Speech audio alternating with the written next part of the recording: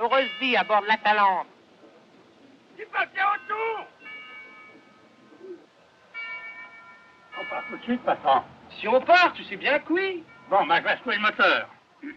Juliette se marie avec Jean, un marinier, afin d'emménager à bord de sa péniche, l'Atalante, et d'enfin connaître la liberté et l'aventure. En bref, fuir la monotonie de son village.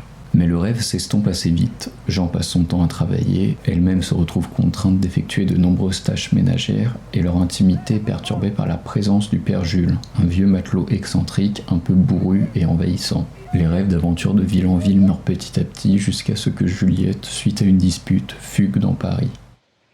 Regarde, je suis prête. Il faut attendre le père Jules. Comment? Il ne va pas venir avec nous. Non, il est allé à la visite. En visite. Oui, il est au docteur. Il est malade, il a emmené le gosse. Ne voit-on pas laisser le bateau seul, moi? Oh, dis tout de suite que nous ne sortirons pas. Nous sortirons pas, mais si on sortira un peu plus tard, quoi. Ce film de Jean Vigo, sorti en 1934, traite de thématiques simples et universelles. À la fois, il s'agit d'évoquer les relations de couple, mais aussi les désirs d'émancipation et de liberté au sein des individus. L'Atalante détaille en effet les étapes de la vie de couple, d'abord la passion première où tout semble merveilleux, puis la routine qui s'installe et la flamme qui s'éteint peu à peu. Le film montre un couple qui s'aime, puis qui se lasse, se sépare un temps avant de finalement se retrouver, conscient de la nature de leur amour. Jean Vigo fait rencontrer la convention de la vie de couple avec le désir de liberté et d'émancipation qui émane de Juliette, qui pendant un certain temps n'aura l'impression que de passer d'une prison à une autre.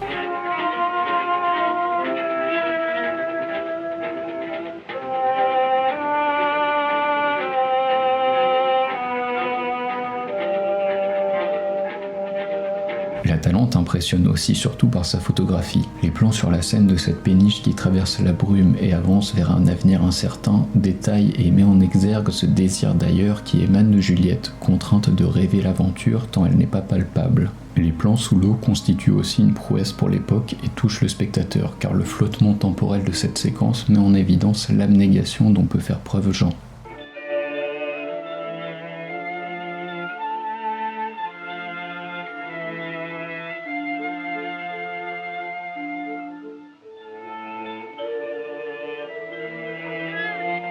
Patron s'est foutu à l'eau.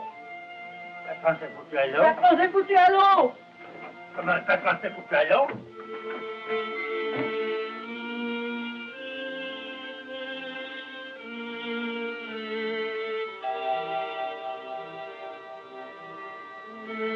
Le jeune réalisateur français montre ici une fois de plus, après Zéro de conduite, des individus en quête de liberté. Mais ce film, sans doute plus mature, est sans doute plus sombre que le précédent, car la Juliette émancipée et révoltée se heurtera tout de même à la réalité de la vie aventureuse. Mais ce n'aura pas été vain, car finalement, le film met l'accent sur un mari qui grandit pour être à nouveau accepté. L'Atalante, enrobée de sa douceur poétique, nous invite à comprendre et à écouter l'autre.